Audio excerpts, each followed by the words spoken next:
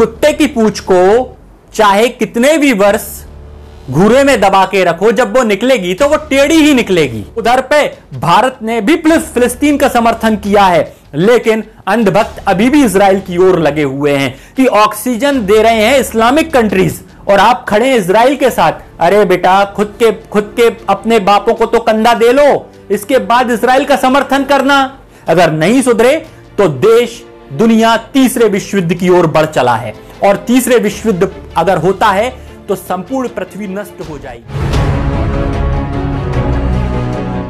दोस्तों नमस्कार, मैं दीपक पांडे मुद्दल और आप देख रहे हैं लोकतंत्र टीवी। कुत्ते की पूंछ को चाहे कितने भी वर्ष घूरे में दबा के रखो, जब वो निकलेगी तो वो टेढ़ी ही निकलेगी। ऐसा क्यों कहा जाता है? यह कहावत उन लोगों के लिए कि चाहे कितना भी अच्छा करो वो अपनी आदत से बाज नहीं आते, और ऐसी ही आदत से बाज नहीं आ रहा है इजराइल।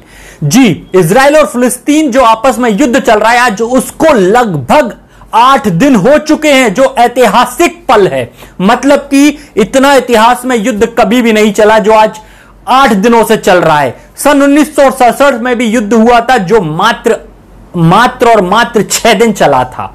आज उस 6 दिन से ज्यादा गुजर चुके हैं। ऐसी वजह क्या है जो ये युद्ध आज 8 दिन तक पहुंच गया? असल में यह युद्ध है अस्तित्व का, वो भी अस्तित्व फिलिस्तीन का। जी, फिलिस्तीन का वो अस्तित्व जहां पर अखंड फिलिस्तीन होता था, जहां इजराइल कहीं नक्शे में नहीं था। आज वो इजराइल नक्शे में आ चुका है। आज वो इजराइल ताकत के रूप में विस्तारवादी नीति के तहत धीरे धीरे फिलिस्तीन को नक्शे से हटाता चला जा रहा है। और बात अब यही नहीं रुक रही है, कहीं ना कहीं अंतर तरीके से और अप्रत्यक्ष रूप से अमेरिका साथ भी दे रहा है। और यह बात तब भी उठकर आई जब द्वितीय विश्व युद्ध के बाद सन 1948 में इजराइल एक देश के रूप में उसने स्वयं को घोषित करा, और ब्रिटेन ने इसकी परमिशन भी दे दी। उस वक्त कई अरब देशों ने इसको परमिशन नहीं दी, और अरब देश इजराइल को एक देश मानते ही नहीं हैं। जी, सन 1967 में जब इजराइल ने युद्ध की घोषणा की, उस वक्त अरब देशों से उसका युद्ध चला, और उस युद्ध के तहत फिलिस्तीन के कई हिस्सों पर उसने कब्जा कर लिया। और आज वही कब्जा करने के बाद फिलिस्तीन में मांग उठती है कि वो कब्जे की जगह आप छोड़ दें, और इजराइल कहता है कि हम वो जगह नहीं छोड़ेंगे, और उसके लिए वो वापस युद्ध करने चला आता है। अब ऐसा ही वाकया 7 मई से लेकर 10 मई के बीच में घटा, जहां मक्का मदीना के बाद मुसलमानों का सबसे पवित्र स्थल अल-अक्सा मस्जिद के अंदर हैंड बम ग्रेनेड फेंके गए, हैंड ग्रेनेड दागे गए। इसके बाद वहां पर कई हिंसक झड़प हुई, और इस हिंसक झड़प के बाद मस्जिद के ऊपर हमले को लेकर पूरे देश में, पूरे विश्व में थू-थू होती रही, लेकिन उस थू-थू से भी बचता नजर आया इजराइल। और इसके बाद फिर क्या था? गाजा के ऊपर जो शासित है वो हमास है, और हमास संगठन फिलिस्तीन में चुनाव भी लड़ता है।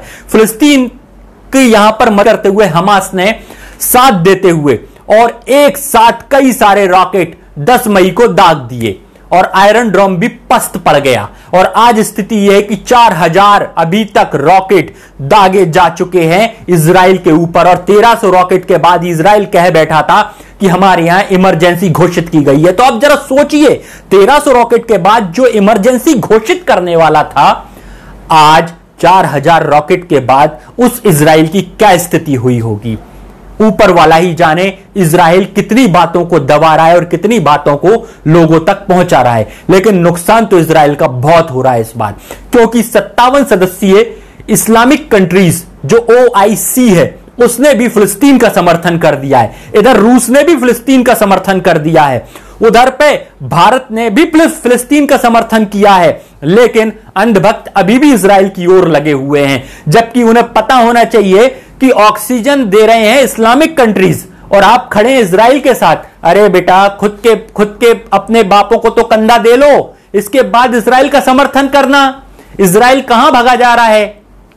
द्वितीय विश्व के युद्ध के बाद उसका आगमन हुआ है, और हो सकता है यह तृतीय विश्व युद्ध छिड़ जाए, इसके बाद इजराइल नक्शे से भी गायब हो जाए, क्योंकि इजराइल एक चालाक देश है, वो यहूदियों का देश है, और यहूदी लगातार जिस थाली में खाते उसमें छेद करते आ रहे हैं। मतलब जिस फिलिस्तीन ने उन्हें शरण दी थी, आज उसी फिलिस्तीन में उन्होंने अपना वर्चस्व कायम करके पूरे फिलिस्तीन पर कब्जा करने की ओर लगे हैं। तो बताइए किसके मीत होंगे? जिस फिलिस्तीन ने उनको रुकाया, आज उसी फिलिस्तीन पर उनने जोर आजमाया है। और इस जोर आजमाने को लेकर वहां का बच्चा बच्चा फिलिस्तीन का आज बच्चा बच्चा लड़ने तैयार है और आंख दिखा रहा है फिलिस्तीन का कि हक की लड़ाई वो लड़के रहेगा और इस बार अस्तित्व बचा के रहेगा और पूरे इजराइल को भी फिलिस्तीन में मिला के रहेगा। यह इजराइल और फिलिस्तीन का जमीनी विवाद जो है वो एक धार्मिक विवाद भी है जो यरूशलेम को लेकर है। यरूशलेम में अल-अक्सा मस्जिद है जो मुसलमानों का तीर्थ स्थल है, वहीं पर वेस्टर्न वॉल जो यहूदियों का तीर्थ स्थल है। इसके बाद वहीं पर ईसाई भी मानते हैं कि यह उनका तीर्थ स्थल है क्योंकि ईसा मसीह ने, जीसस ने वहीं पर उन्हें सूली पर चढ़ा गया और वहीं पर उनका पुनर्जन्म हुआ। तो कुल मिलाकर ईसाई अंदरूनी तौर से सपोर्ट करते हैं यहूदियों को और यहूदियों के कंधे पर रखकर मुसलमानों के खिलाफ लड़ाई लड़ी जा रही है। लेकिन यह बात धर्म और क्षेत्र से हटकर इस बात की इंसानियत की कि वास्तविकता में फिलिस्तीन को उसका हक मिलना चाहिए। फिलिस्तीनी नागरिकों से जो अमानवीय व्यवहार हो रहा है उसको रोका जाना चाहिए। और आज इस शांति वार्ता की दौर में भारत ने भी दखलंदाजी दे दी है। हो सकता है यह हालात सुधर जाएं, अगर नहीं सुधरे तो देश दुनिया तीसरे विश्व युद्ध की ओर बढ़ चला है और तीसरे विश्व युद्ध अगर होता है तो संपूर्ण पृथ्वी नष्ट हो जाएगी।